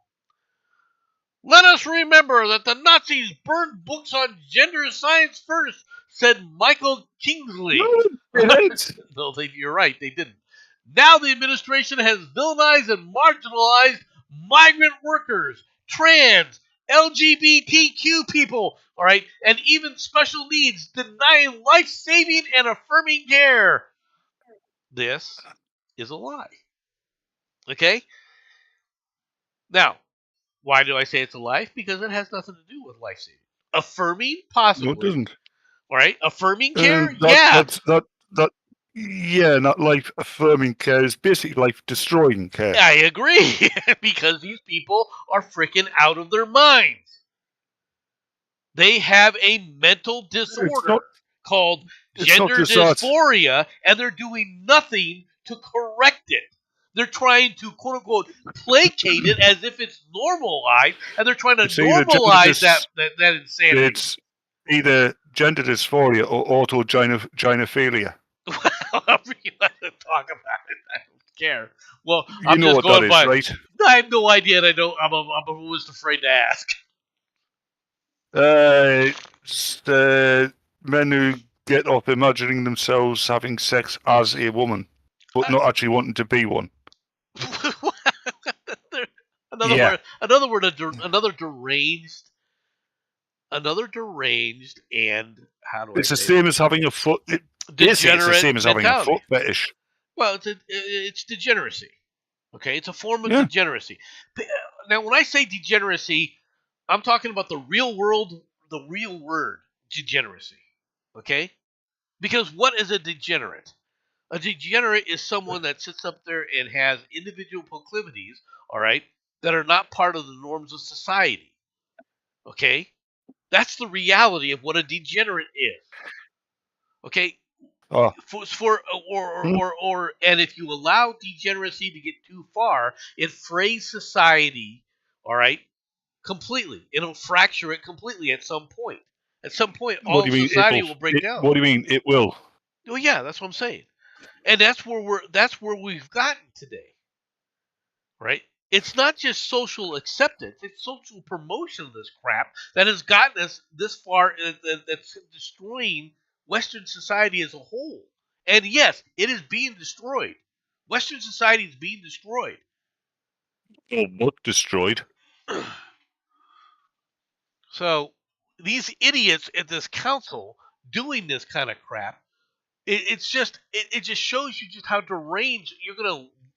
It used to be if you walked in and said, "I am Napoleon Bonaparte," they would take you to the mental health institution. Unless of course you stepped out of a machine in a laboratory. Well, see, you understand my point. And so Yeah. they would take you and try to cure you of your mental disorder. Not saying that their curative methodologies were good. I'm just saying they did attempt to cure you. They're not even attempting to do that anymore. What makes you think you're Sigmund Freud? What makes you think I'm not Sigmund Freud? Good point. You not remember that one? Yeah, Bill and Ted? I do. But I don't have a time machine like Bill and Ted, because otherwise I'd be going back and picking up Genghis Khan and a few other people and releasing them in hordes. But I'd be going. I'd be going back, into the cargo hold of Spanish galleons and nabbing large chests. That's okay. That's another good thing to be doing. I'd earmark ships that were going to get sunk as well, so that this said treasure wasn't missed. Yeah. Speaking of degeneracy, when her husband threatened to call the police during an argument, the woman pulled out a dildo and began striking the man with it, according to the Florida police record. Cops were dispatched Sunday to Fort Pierce residence in reference to a disturbance in progress involving a 52-year-old man and Julia Negron, 50. The victim told the police that Negron, all right, was staying with him while she gathered clothing before relocating from Puerto Rico to Connecticut, all right, to start her life over. Negron and the victim were married in Connecticut in 2003. While Negron was well behaved a day earlier, the victim told the police that she had been drinking alcohol, all right, and had started arguments about who he follows on Instagram. So the jealous drunk wife syndrome. At one point, Negron allegedly began to get in the victim's face, which he believes was to antagonize him. When the man warned that he would dial 911, Negron pulled out a dildo and began to hit the victim with it. You know what? It's worse than that. It was a jealous, drunk Latino wife Latino wife. Okay, I can agree with that. The dildo or its prior location was not further described in the arrest warrant, which does not indicate whether the police confiscated the alleged weapon as evidence. Oh my God! Freed from custody Monday on $1,000 bond. She is scheduled to be arraigned on March 24th. The judge has ordered her to have no contact with the victim. All right, now first of all, this is a married couple and a married couple's dispute. All right, now I don't know why the guy thought he had to call 911, right? Pay for his life. She attacked him with a dildo. It doesn't matter. That was all she could get a hold on. Okay. I mean, if you'd been in the kitchen, this might be a murder case. Well, No, think about it. at some She point, grabbed the first thing. all right. She First of grabbed all, the first thing she could get a hand on. all right. First of all, If it'd been the kitchen, it would have been a knife. he's been married to her since 2003. Right. Okay, so 20 years of marriage, you don't know what your wife is like. Yeah, but let's face it. She's a woman. That means she's evil. Look, I've been married for 36 years now. Close on 37. Right. Okay. Trust me, I know these things. I also know there's no freaking way that I'm going to call the police on my wife. All right? Unless she is trying to do something that I really believe is going to hurt me. For example, and I'm still not going to call the police, I'm going to run. Okay? But because my wife does have access to deadly weaponry, okay? If she chooses to use it. Do I expect her to ever choose to use it? No. But unless she comes back, unless she goes and gets a firearm, okay, literally, unless she goes to get a firearm, or you're soaking in the bath and she walks in with a toaster, plugged-in toaster. Well, if I'm in the bath and I see her go plug it in the toaster, all right, into the bathroom, I might be a bit concerned. Yes, but that's to be honest, that's not a good way to kill somebody anymore. But that's I actually saw that in the I can't remember what the film was, but there's this guy sitting in the bath and he's a mobster. It was an English film. And this other guy is like, his rival walks in with a toaster, right? That can't really talk to him, plugs his toaster in. Yeah, it's already plugged. Oh, sorry, it was already plugged in or socket in the the upstairs hall. And walks in with his toaster. And he sets it down. He's talking to this guy who's shitting himself because it's a fucking toaster, and he makes himself some fucking toast while he's talking to him. Yeah, but okay. Yeah, obviously he did it to intimidate and frighten the guy, and it worked. Even so, yeah. I mean, if you're having discussions, you're having a negotiation. It's aggressive negotiation tactics. Yeah. But no, my point is with the toaster is the breakers nowadays, okay, will preclude a lot of the damage that can be done in these cases from the past. Okay, in other words, if you throw a toaster into a bath water, will the person get a shock? Yes. Will they continue to get shocked? Probably not. All right. And the reason for that is because it'll throw a breaker almost immediately. Yeah. Okay. Now, can an instantaneous shock kill you? Yes, it can. Especially when your skin is, wet, because your resistance to electrical current, your skin resistance to electrical current, goes down dramatically. Okay. Yeah, it's not actually the water that's the conductor; it's the impurities within the water. That is another accurate statement. Okay. Water by itself, just straight H2O, is not a very good conductor of electricity. All right. Throw in a little bit of salt, just a little bit, and it becomes quite conductive. And that's not the only impurity that'll cause conductivity. Right. I mean, there's a lot of things that'll cause it. Right. Yeah, I mean, in ordinary river water, hell, in ordinary drinking water, you can find a lot of naturally occurring metals that are suspended in the water. Well, even the old days of fluoride. That fluoride will sit up there and cause a lot more of that's where that steak got its name from, wasn't it? Fluoride. No, I don't think that's it is now. I don't think that's the case. It is now. Let me see if we can close this.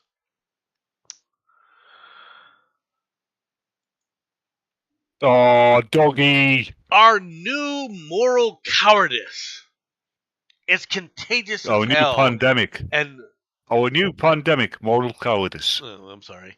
Our new pandemic, moral cowardice, right? It's contagious as hell and spreading fast. Plus, a word on what courage looks like from Alexei Navalny.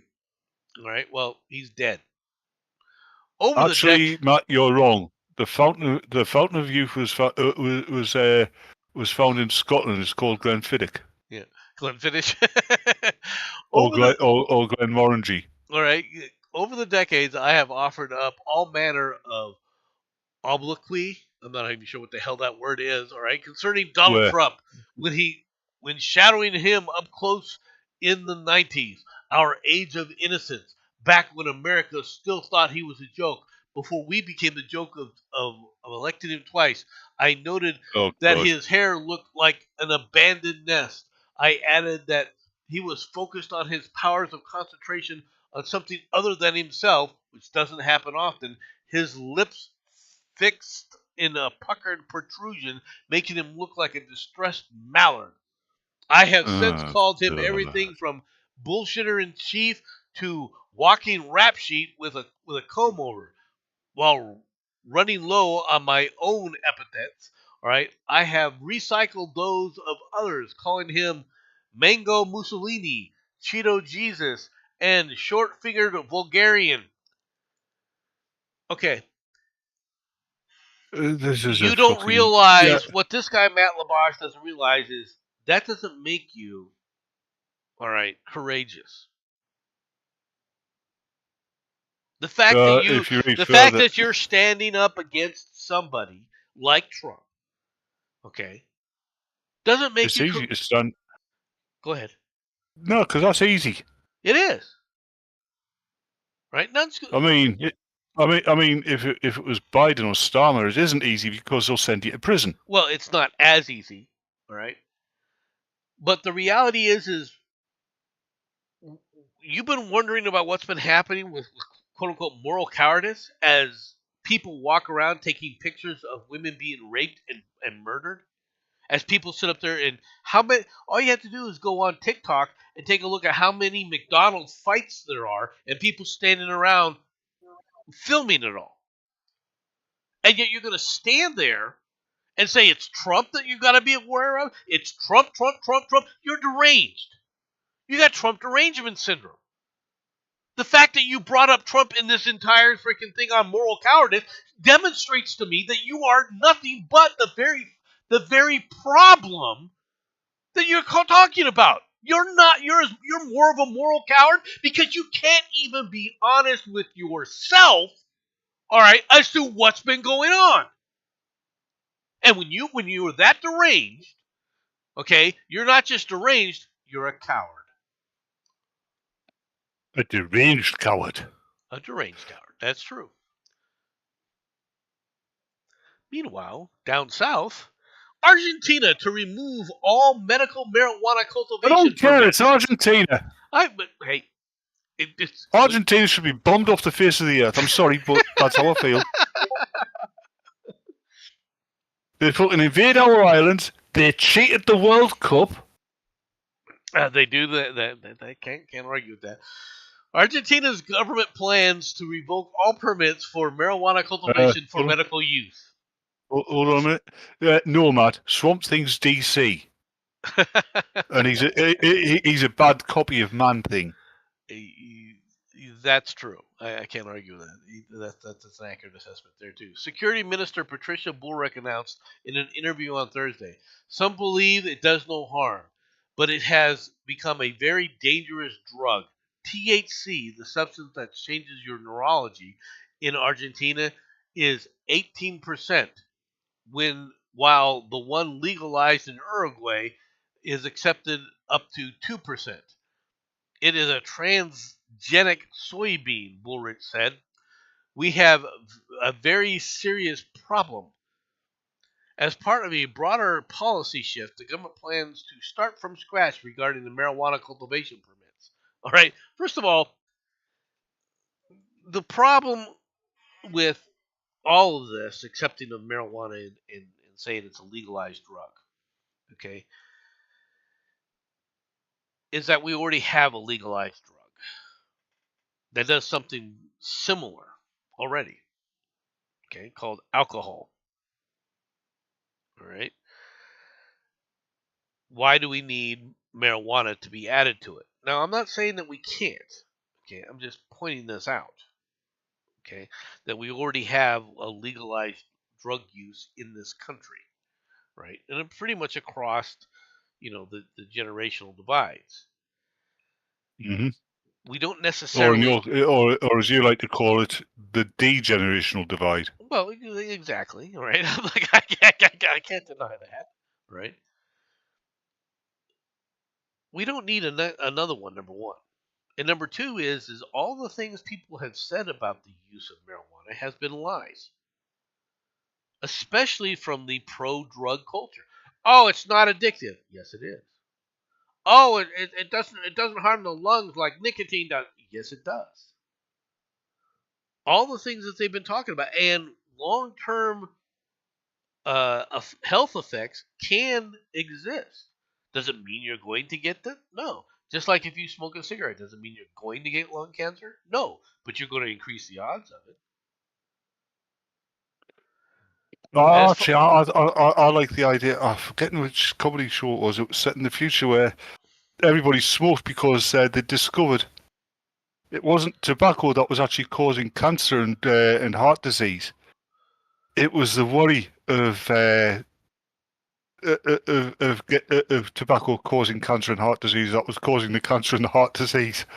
Well, I don't think that's an accurate assessment of things. But let's I'm not here to give out medical advice and everything on this, right? But a lot of more research has indicated that the marijuana use is not as safe as everyone kept trying to claim it was. This was my point. Okay, the legalizing it for medicinal purposes, to be honest, I don't have a problem with that as long as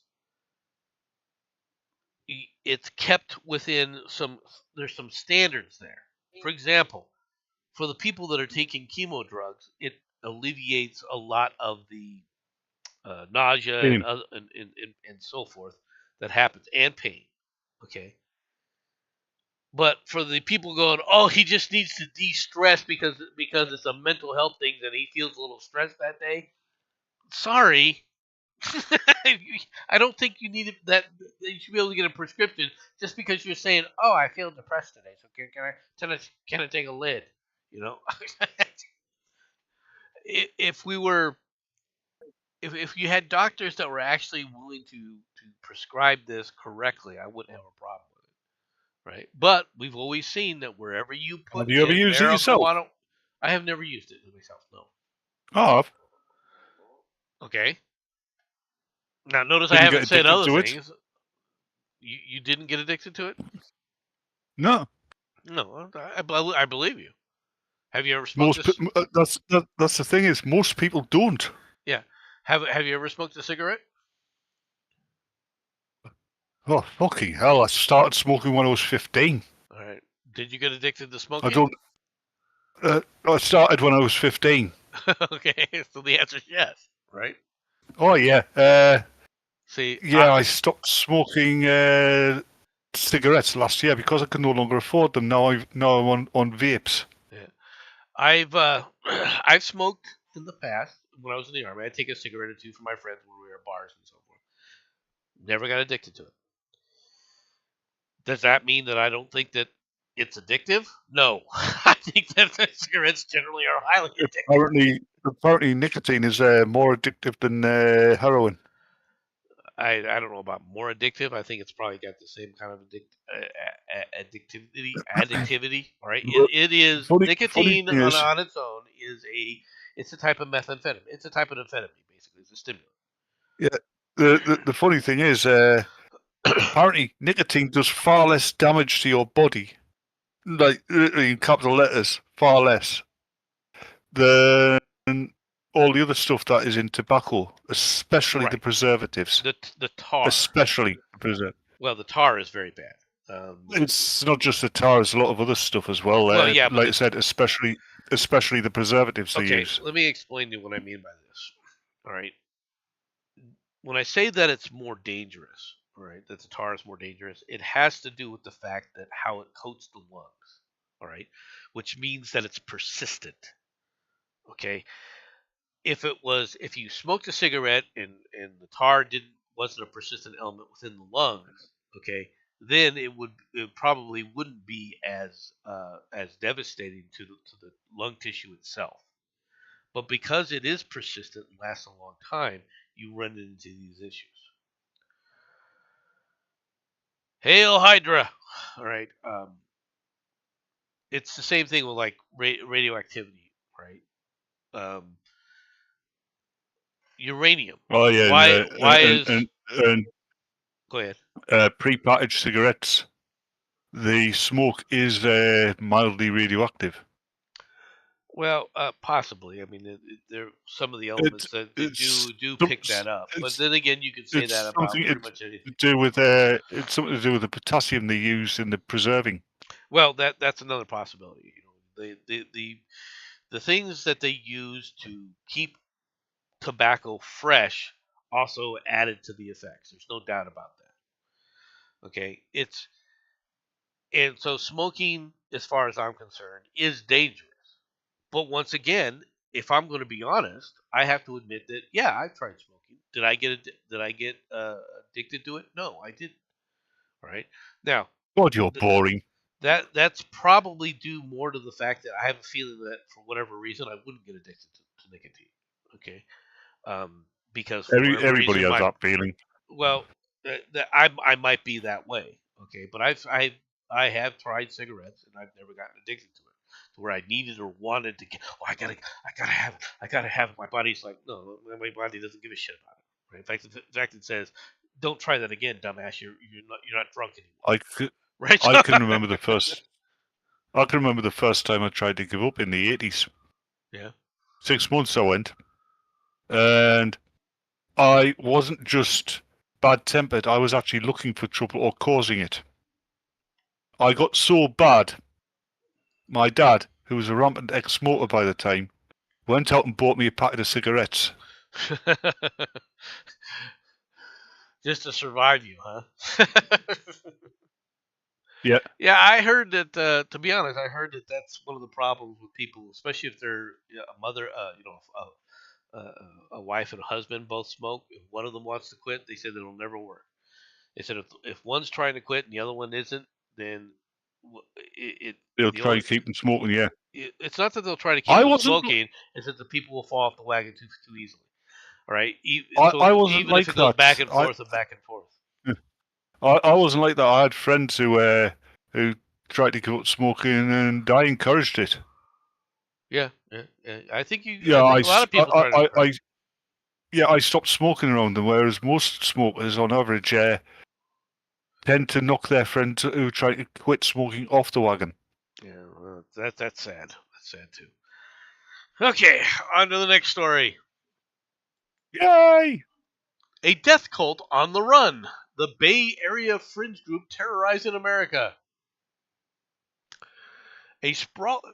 Now, is there some reason why we had to try to hide who these people are? They're a death cult. Why are you trying to Right, hide who they look at their are? faces. They're already ugly. Don't want to see the rest of the faces, do you? A spiraling web of violence across America, which has left at least 6 people dead, right, has been linked to a fringe group of radical Berkeley pseudo intellectuals known as the Zizarians or Zizanes. Zizanians? I'm butchering it. I really don't Uh, care. Investigators across the country are piecing together connections the between Vivians.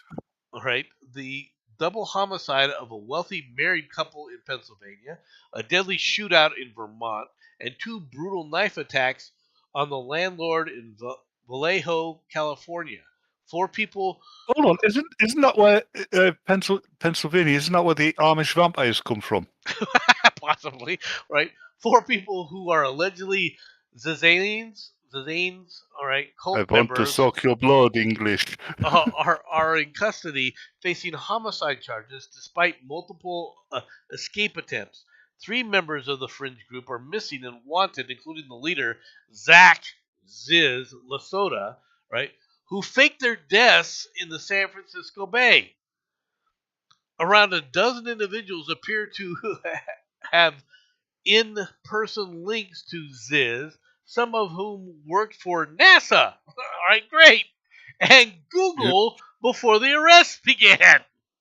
Many of them advocate for veganism and identify as transgender. Does this surprise anybody that you've got a loon running around like this? A group of loons.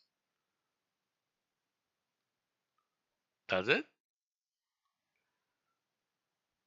Yes? No? I don't Maybe? want to know. You don't want to know? You don't. Well, I've seen the next story. I don't want to know. okay. We'll skip that one. How's that? Does that sound good to you?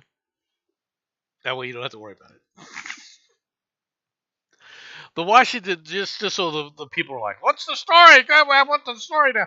No, the story was my comment about the story was that I did earlier. It's an update, right, to the Senate staffer who was fired because he was performing sex acts in the judiciary's chambers for the judiciary office. He has now got an OnlyFans account. Oh, And I'm God. like, well, first of all, nothing against you, Washington Beacon, but he was filming that himself to put on his OnlyFans account back when he was a staffer. Okay, to say that, oh, he's become a sex worker, he was always a sex worker. You freaking idiots! That was going to be my commentary. Okay. But what Batman was objecting to was the blurred out picture of him in bondage. Okay? Yep. And that's what it was. All right, the Washington Beacon had put it. Okay, just a couple. I'm surprised Seven hasn't joined us. Yeah, I am too. Hmm? I am too. Japan foreign minister to stress G7 unity toward peace in the Ukraine. Hey, we call it the Ukraine, right? Do they call it the me-crane? I don't know. It's a good question. Japanese foreign minister Takashi Iwaya. Oh. I'm trying to pronounce it. Mr. Miyagi. Mr. Miyagi. Right, is set to emphasize unity among the Group 7 in addressing Russia's invasion of the Ukraine in its meeting on Saturday, the first since U.S. President Donald Trump took office in January. The Prime Minister attended G7 talks on the sidelines of the 3-day Munich Security Conference in the German city on Friday as Trump seeks a deal with the Russian President Vladimir Putin over Ukraine after taking office for his non-consecutive term on January 20th. Canada, which holds this year's rotating G7 presidency, a nation that should never hold anything, all right, is expected to issue a statement after the gathering, a Japanese government official said. The meeting aimed to foster common understanding of the war in Ukraine and developments in the Middle East, as well as China expanding military and economic influence in the Indo-Pacific region, the officials said. Led by the United States under President Joe Biden, the G7 has maintained economic sanctions on Russia since its full-scale invasion of Ukraine began in February of 2022, condemning it as a clear violation of international law. Okay. And Okay. Oh, we need And unity. why? How are you going to have unity? Okay. No. You're not going to get unity anymore because the United States under Trump is going to say we're not funding this war anymore. That's the reality. We're not going to continue funding this war. Now, Yay. if the Europeans think that hey, it's in their best interests to keep Russia at bay, and I do think that it is, then I suggest There's an easy way to keep there's an easy way to keep Russia at bay. Stop poking the fucking bear. Well, the thing is you understand this. I understand what you're doing with this. Okay, but let's be perfectly frank here. All right, then step up. Germany, France, if you think it's in your best interest to keep Russia out, all right, step up. Start putting your troops on the border with Poland. Start putting your troops, all right, on the borders there, all right, to prevent this escalation. Don't expect the United States to do this. You want to sit up there and they need weapons? Step up. Japan, if you think that it's in your best interest to sit up there and keep the Ukraine safe, I'm not saying that it is, not saying that it isn't, step up. Why is it only the United States? Why is it that Zelensky has to tell the world we will lose the war without U.S. support? When it isn't even in our interest to do anything, one way or the other. Actually, it's more in your interest to support Russia, because that way you keep Russia from colluding with China, and nobody wants that. And that's another that's another aspect that needs another dynamic that needs to be explored. That's very true. Okay, final story of the day. Are we ready? Yes, thank God. Thank God. Yes. Thank God. Is that what you said? All right. No, not at all. Here we go. Mr. Kayaker, filming it. Time to be eaten. Hey! Off the coast of Chile. Is that an orca? No, that is a humpback whale. This guy was out kayaking. I think this is his father actually. That's on the other kayak that's filming it. When he gets eaten by the whale. He didn't get eaten by it. No, he did. He got spit out by it. That whale knew exactly what he was. It's spitting back out. That whale was pissing around with him. You think so? I think that the whale just happened to be breaching. All right, to try and get some things when it came. If the whale intended to eat him, it would have eaten him. Well, yeah. He said his father, Medell, who captured the video of his son briefly vanishing in the mouth of the humpback, he said he wasn't sure what was happening until the whale spit him back out into the water. I think the whale was feeding. I think it was coming up and had a school of krill in its mouth, and when he broached, this guy happened to be in the wrong place at the wrong time. Either that, or humpback whales have now gotten the taste of human flesh. That actually sounds more accurate. Yeah, war. Yeah. Just what the fuck's this? 20. This guy, I think he's a lot older than I thought he was. Do you know what would be? Because he was 24 years old. Do you know what would have been funny? Mm-hmm. Do you know what would have been funnier ending? If the wheel spat him out so hard that the crash landing into the water killed him. I don't think that would have been funny. It would have made me laugh.